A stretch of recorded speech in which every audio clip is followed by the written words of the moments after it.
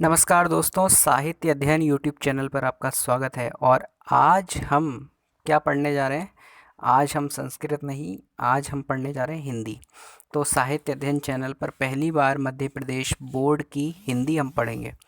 तो आज हम पढ़ेंगे पाठ पहला, और हम पढ़ेंगे इसको अपनी पाठ्यपुस्तक वासंती यानी कि हिंदी सामान्य से।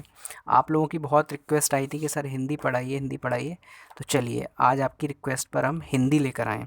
लेकिन सबसे पहले आपको चैनल को सब्सक्राइब ज़रूर करना है, वीडियो को लाइक ज़रूर करना है, बेल आइकन ज़रूर दबाना है। अगर आपने ये सब नहीं किया है तो पहले कर दीजिए, जिससे कि आप आगे भूल न जाएं वीडियो ख़त्म होने पर। और दूसरी बात कि आपको सारी सूचनाएं मिलती रहें।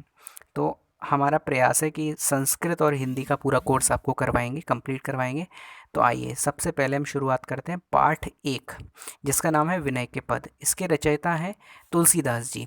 तो आप अपनी अपनी पाठ्य पुस्तक में तुलसीदास जी का परिचय भी देख सकते हैं, और यहाँ पे मैं आपको दे भी देता हूँ स्क्रीन पर। और इसके बाद जो पाठ है उसकी हम शुरुआत करते हैं। पहले तुलसीदास जी के बारे में एक छोटा सा जान लें कि तुलसीदास जी भगवान श्री राम के अनन्य भक्त थे और एक बहुत श्रेष्ठ कवि थे। बहुत उनको उच्चतम कवि माना गया है, उच्च कोटि का कवि माना गया है, जिन्होंने अवधी भाषा में अपनी रचनाएं लिखी थी। अवधी बोली हिंदी भाषा का ही एक रूप है जो अवध में बोला जाता है। तो उस अवधी भाषा में इन्होंने रामचरितमानस नामक महाकाव्य की रचना की, जिसमें भगवान श्री राम का संपूर्ण चरित्र वर्णित है। इसके अतिरिक्त इन्होंने विनय पत्रिका, बरवे रामायण, जानकी मंगल, पार्वती मंगल, श्री कृष्ण गीतावली इत्यादि ग्रंथों की रचना भी की है। और हनुमान बाहुक भी इनकी रचना है, और ऐसी अनेक रचनाएं इन्होंने लिखी हैं। दोहावली है, कवितावली है, गीतावली है, कृष्ण गीतावली है, और इसी प्रकार से बहुत सारे ग्रंथ हैं। तो चलिए आइए आज हम देखते हैं इस पाठ में दिया क्या है। इस पाठ में विनय के पद दिए हैं, अर्थात इनकी विनय पत्रिका नाम के ग्रंथ में जो बहुत सारे पद यानी कि भजन संकलित हैं, उनमें से दो पदों को यहाँ पर उद्धृत किया गया है। इन पदों में तुलसीदास विनय यानी कि विनम्र प्रार्थना भगवान श्री राम के चरणों में कर रहे हैं। तो विनय पत्रिका के इन्हीं दो पदों को आज आइए हम देखते हैं। पहला पद है, शुरुआत करते हैं, आप अपनी स्क्रीन पर भी देख सकते हैं। जाके प्रिय न राम बैदेही, तजिए ताहि कोटि बैरी सम, यद्यपि परम सनेही। अर्थात जिसको भगवान श्री राम और माता सीता प्रिय नहीं है, जाके प्रिय न राम वैदेही। वैदेही माता सीता को इसलिए कहा है क्योंकि वो राजा विदेह यानी कि जनक की पुत्री थी, इसलिए विदेह उनके पिता का नाम था, इसलिए उनका नाम पड़ा वैदेही। तो जाके प्रिय न राम वैदेही, जिसको भगवान श्री राम और माता सीता प्रिय नहीं है। तजिए ताही कोटि बैरी सम, उसको तजिए यानी छोड़ दीजिए, ताही यानी उसको, कोटि यानी करोड़ों, बैरी यानी शत्रुओं के, सम यानी समान जानकर उसको त्याग दीजिए। यद्यपि परम स्नेही, यद्यपि वो परम स्नेही परम स्नेही क्यों ना हो, हमारा कितना भी भला करने वाला क्यों ना हो, लेकिन उसको अगर भगवान श्री राम और माता सीता प्रिय नहीं है तो उसको त्याग देना चाहिए, ऐसा तुलसीदास का मत है। आगे लिख रहे हैं तुलसीदास, तज्यो पिता प्रहलाद, विभीषण बंधु भरत महतारी, बलि गुरु तज्यो कंत ब्रज बनितन, भय मुद मंगलकारी। उदाहरण देते हुए तुलसीदास जी कहते हैं कि तज्यो पिता प्रहलाद, प्रहलाद ने अपने पिता हिरण्यकशिपु का त्याग कर दिया था। कारण था कि उनको भगवान से प्रेम नहीं था। दूसरा उदाहरण देते हुए कहते हैं तुलसीदास जी, विभीषण बंधु, विभीषण ने अपने भाई बंधु यानी कि रावण का परित्याग कर दिया था क्योंकि उसको भगवान श्री राम से द्वेष था। तीसरा लिखा है भरत महतारी, भरत ने अपनी माँ कैकेयी का परित्याग कर दिया था क्योंकि उनके कारण ही भगवान श्री राम को वनवास मिला था। उन्होंने भगवान श्री राम से इस प्रकार अपराध किया, इसलिए भरत ने अपनी माँ का त्याग किया। आगे लिखा है बलि गुरु तजो, राजा बलि जो दैत्यों के राजा थे, उन्होंने अपने गुरु शुक्राचार्य का परित्याग कर दिया क्योंकि शुक्राचार्य ने उन्हें भगवान से विमुख करने का प्रयास किया था, इसलिए राजा बलि ने अपने गुरु शुक्राचार्य का परित्याग कर दिया। आगे लिख रहे हैं कंत ब्रज बनितन, ब्रज की बनिताओं ने, ब्रज की गोपियों ने अपने कंत यानी पतियों का परित्याग कर दिया क्योंकि वो भगवान की प्राप्ति के मार्ग में बाधा बन रहे थे। इसीलिए भय मुद मंगलकारी, ये सभी लोग मुद मंगलकारी हुए, प्रसन्न और मंगल करने वाले हुए। आज इनका नाम हम सम्मान से लेते हैं, पूजा में लेते हैं, इनको मान देते हैं क्योंकि ये भगवान के श्रेष्ठ भक्त हुए और उन्होंने अपने जीवन में आदर्श स्थापित किया कि माता सीता और प्रभु श्री राम यानी कि लक्ष्मी नारायण राधा कृष्ण इष्ट हैं, संपूर्ण हैं और सब कुछ हैं, सर्वस्व हैं। इसलिए इनकी प्राप्ति ही मनुष्य का सबसे बड़ा हितकर लक्ष्य है और उद्देश्य है जीवन का। तो इस जीवन के परम उद्देश्य में अगर उद्देश्य की पूर्ति नहीं हो रही है तो व्यर्थ है जीवन। इसीलिए कहा है कि तजो पिता प्रहलाद, प्रहलाद ने तो अपने पिता का परित्याग किया, विभीषण बंधु, विभीषण ने भाई का, भरत महतारी, भरत ने अपनी माँ का परित्याग किया, बलि गुरु तजो, बलि ने अपने गुरु का त्याग किया, कंत ब्रज बनितन, ब्रज की बालाओं ने अपने पतियों का त्याग किया। तो सभी खास नाते यहाँ पर गिना दिए गए। भय मुद मंगलकारी, आगे लिख रहे हैं नाते नेह राम के मनियत, नाते और स्नेह सभी राम के मानने चाहिए, भगवान के मानने चाहिए। सुहृद सुसेव्य जहाँ लो, जहाँ तक भी सारे सुहृद हमारा भला करने वाले और सुसेव्य हमारी सेवा करने वाले हैं वो सब अगर राम से जुड़े हैं तो अच्छा है। इसलिए हर व्यक्ति को अपने घर में अपने सभी बंधुजनों और परिवारजनों के साथ ईश्वर की भक्ति करनी चाहिए और सबको मिलकर करनी चाहिए, जिससे कि सभी लोग आपस में कनेक्टेड रहें, आपस में जुड़े रहें और सबका चित्त एक जैसा हो। इसीलिए अगर सभी लोग भक्ति कर रहे हैं तो वे सभी लोग ग्राह्य हैं और अगर कोई भी व्यक्ति भक्ति से नहीं जुड़ा है, प्रभु से नहीं जुड़ा है, तो वो त्याज्य है, त्यागने योग्य है। आगे तुलसीदास कह रहे हैं क्योंकि यही जीवन का परम लक्ष्य है। अगर जीवन का परम लक्ष्य नहीं मिल पाता, जीवन अधोगति में चला जाता है, तो फिर ऐसे नातों से क्या लाभ होगा। आगे तुलसीदास कह रहे हैं कि अंजन कहा आँख झी फूटे, बहुतक कहो कहाँ लो, यानी कि नाते नेह राम के मनियत, सुहृद सुसेव्य जहाँ लो। नाते और स्नेह सभी राम के मानने चाहिए, चाहे जितने भी सुहृद और सुसेव्य हों, अगर वे राम से जुड़े हैं तभी उनको मानना चाहिए।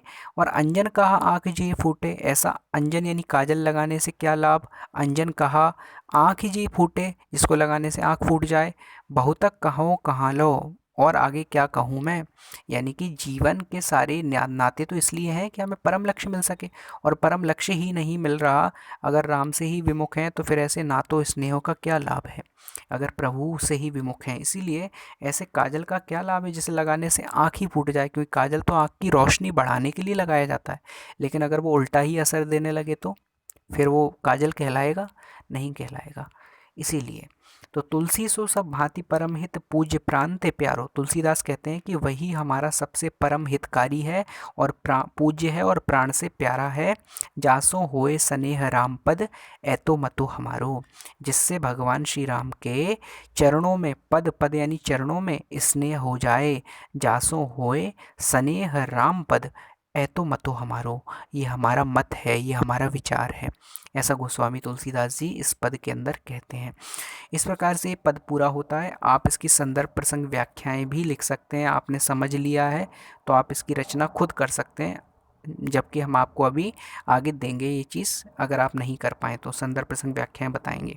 तो आइए पहले हम दूसरा पद देखते हैं। लिखा है अब लौ नसानी अब न नसई हों, राम कृपा भव निशा सिरानी, जागे पुनि नट सही हो, यानी कि अब लो नसानी, अब तक तो मैं नष्ट हुआ, अब तक तो मैंने अपना जीवन नष्ट किया, अब न नसई हो, अब नष्ट नहीं होऊंगा। तो अब लो नसानी, अब तक तो नष्ट हुआ, अब न नसई हो, अब नष्ट नहीं होऊंगा। राम कृपा भव निशा सिरानी, राम की कृपा से संसार रूपी रात बीत गई है। राम कृपा भव निशा सिरानी, जागे पुनि न डसई हो, अब जागने के बाद इसमें फिर से नहीं डसई हो यानी सोऊंगा। तो यहाँ पे तुलसीदास कहना चाह रहे हैं कि उन्होंने जीवन का जो अपना समय व्यर्थ गवाया था उसको सोच कर उन्हें याद आ रही है और वो कह रहे हैं कि अब मैंने तो भगवान श्री राम के चरणों में प्रीति लगा ली है, अब मैं फिर से अपना नुकसान नहीं होने दूंगा। जीवन का इतना समय मैंने व्यर्थ गवा दिया, इतना समय मैं भजन कर सकता था, ईश्वर प्राप्ति के लिए साधन कर सकता था, लेकिन ये समय मेरा व्यर्थ ही चला गया। तो इसलिए तुलसीदास कह रहे हैं कि अब लो नसानी, अब तक तो नष्ट हुआ, अब न नसै हो, अब आगे नहीं होगा। राम कृपा भव निशा सिरानी, भगवान की कृपा से संसार रूपी रात बीत गई है। जागे पुनि न डसै हो, अब जागने के बाद इसमें फिर से नहीं सोऊंगा। पायो नाम चारु चिंतामणि, मैंने भगवान के नाम रूपी सुंदर चिंतामणि को पा लिया है। चिंतामणि एक पत्थर होता है जिससे सारी इच्छाएं पूरी हो जाती हैं, सारी कामनाएं पूरी हो जाती हैं। तो तुलसीदास कहते हैं कि पायो नाम चारु चिंतामणि, मैंने भगवान के नाम रूपी चारु यानी सुंदर चिंतामणि पत्थर बहुमूल्य रत्न को पा लिया है और उर करते न खसे हो, इसको अपने हृदय रूपी हाथों से नहीं गिरने दूंगा। उर यानी हृदय, कर यानी हाथ, ते न खसे हो यानी गिरने दूंगा। तो अपने हृदय रूपी हाथों से इसको नहीं गिरने दूंगा। हाथ में हम रत्न पकड़ सकते हैं, लेकिन भगवान का नाम रूपी रत्न हम कौन से हाथ में पकड़ेंगे? हृदय रूपी हाथ में। अगर भगवान के नाम की तुलना रत्न से की जाए तो हृदय की तुलना हमें हाथों से करनी पड़ेगी, क्योंकि नाम तो हृदय में ही धारण किया जाता है। इसीलिए तुलसीदास कह रहे हैं कि पायो नाम चारु चिंतामणि, मैंने भगवान के नाम रूपी चिंतामणि रत्न को पा लिया है, तो इसको उर करते न खसे हो, इसको हृदय रूपी हाथ से नहीं गिरने दूंगा। और श्याम रूप सुचि रुचिर कसौटी, भगवान के सुंदर श्याम रूप, श्याम रूप भगवान का जो श्याम रूप है, और सुचि यानी सुंदर, रुचिर कसौटी उसकी कसौटी बनाकर, और चित्त कंचन है कसय हो, अपने चित्त रूपी कंचन को उसमें कस दूंगा, अपने मन रूपी सोने को उस कसौटी पर कस दूंगा। हम सभी जानते हैं कि कसौटी पर सोने को कसा जाता है। अगर भगवान के रूप की तुलना तुलसीदास कसौटी से कर रहे हैं तो अपने चित्त की तुलना सोने से कर रहे हैं। तो अपने चित्त रूपी कंचन को भगवान के रूप, सुंदर रूप की कसौटी पर कस दूंगा, मतलब उन्हें ही निहारता रहूंगा, उन्हीं का दर्शन करूंगा सदैव।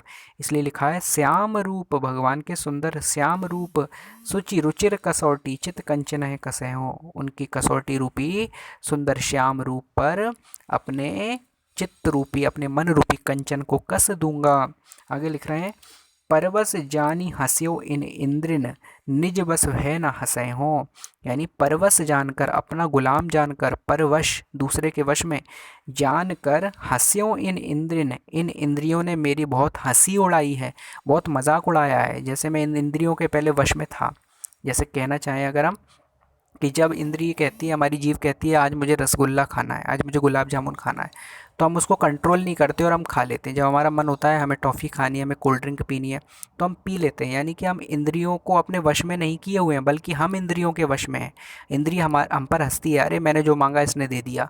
मन कहता है इसने, मैंने जो चाहा वो इसने कर दिया, मूवी देख ली, घूमने चला गया, पढ़ाई नहीं की। तो हमारा जो मन कह रहा है, हमारी जो इंद्रिय कह रही है, अगर हम उनकी सुन रहे हैं तो हम मन के गुलाम हैं, इंद्रियों के गुलाम हैं। जो मन की करता है वो मन की होता है, मन की करे मन की, मन की करे मन की। इसलिए कहा है जो मन की सुनता है वो मन की होता है। तो हमें मन की नहीं सुननी है। अगर हम मन की सुन रहे हैं, कुछ लोगों का उसूल होता है ना, जो मन करे वो करो, तो मन करे वो करो इसका मतलब तो आप मन के गुलाम हुए। आप मन के गुलाम है या मन आपका गुलाम है? कुछ लोग अपने बड़ा एटीट्यूड में रहते हैं और सोचते हैं कि मन की कर रहे हैं मतलब हम स्वतंत्र हैं। तो मन की करने वाला कभी स्वतंत्र नहीं होता, मन की करने वाला तो गुलाम होता है। इसलिए मन को कंट्रोल करना आना चाहिए। शास्त्र हमें, भगवत गीता इत्यादि शास्त्र कहते हैं मन को वश में रखना, तभी हम कुछ कर सकते हैं। अगर हम मन के गुलाम हैं तो हम तरक्की, सफलता प्राप्ति नहीं कर सकते। इसलिए लिखा है, परवश जानी हंस्यो इन इंद्रिन, इन सेंसेस ने, इन इंद्रियों ने अपने वश में जानकर मेरा बहुत मजाक उड़ाया है। और निज बस है ना हंसे हों, अब मैं अपने वश में हो गया हूँ, अब मैंने इन इंद्रियों को अपने वश में कर लिया है। अब इनको खुद पर हंसने नहीं दूंगा, अब इनको मौका नहीं दूंगा कि ये हंसे, अरे मैंने जो कहा वो इसने किया। इसलिए अब इन इंद्रियों को मैं हंसने नहीं दूंगा। और मन मधुकर पन कर तुलसी, प्रण करके, पन यानी प्रण, मन मधुकर, मन रूपी मधुकर यानी भौरे को, पन कर प्रण करके, तुलसी रघुपति पद कमल बसे हों। तुलसीदास कहते हैं कि अपने मन रूपी भौरे को प्रण करके रघुपति पद कमल बसे हों। रघुपति यानी भगवान श्री राम के पद यानी चरणों रूपी कमल में बसा दूंगा। हम सब जानते हैं कि भौरा फूलों पर जाता है, तो तुलसीदास यहाँ पर भौरे से तुलना कर रहे हैं अपने मन की। तो तुलसीदास कह रहे हैं कि जैसे भौरा फूलों पर जाता है, ऐसे ही मैं अपने मन मधुकर, मन रूपी भौरे को, मधुकर बोलते हैं भौरे को, भौरे का पर्यायवाची है, मधु यानी मीठा रस लेता है ना वो फूलों से। तो मन मधुकर, मन रूपी भौरे को पन कर, प्रण करके, संकल्प लेके, पन यानी प्रण, पन कर तुलसी, तुलसीदास कहते हैं रघुपति पद कमल बसे हों। भगवान श्री राम, रघुपति यानी भगवान श्री राम, रघुपति पद कमल, रघुपति के चरण रूपी कमल, पद यानी चरण, तो पद कमल बसे हों, तो उनके चरण रूपी कमलों में अपने इस मन रूपी भौरे को बसा दूंगा।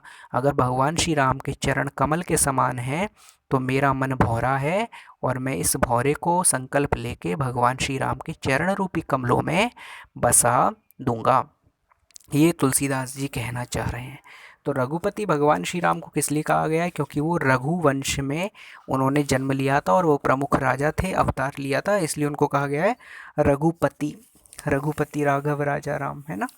तो ये यहाँ पर हमारे दोनों छंद यहाँ पे पूरे होते हैं और दोनों छंदों में हमने जान लिया कि तुलसीदास क्या कहना चाह रहे हैं। पहले छंद में तो, पहले पद्य में तो वो बता रहे हैं कि भगवान श्री राम से जिसको जिसको प्रेम हो उससे नाते रखने चाहिए, बाकी जो भगवान श्री राम को प्रिय नहीं है उसको त्याग देना चाहिए। उन्होंने यहाँ पर बताया है, पूरा डिस्क्राइब किया है, इतिहास की सारी घटनाओं का जिक्र किया है कि, और दूसरे छंद में उन्होंने बताया कि अब तक का समय जो मैंने व्यर्थ गवाया, अब मैं आने वाले समय को व्यर्थ नहीं जाने दूंगा, क्योंकि अब जो बीत गई सो बात गई। अब उस समय को तो हम पा नहीं सकते, लेकिन आने वाले पर तो हमारा कंट्रोल है ना। तो आगे आने वाले समय को हमें व्यर्थ गंवाना नहीं चाहिए, ये हमें इस छंद से सीख लेनी चाहिए।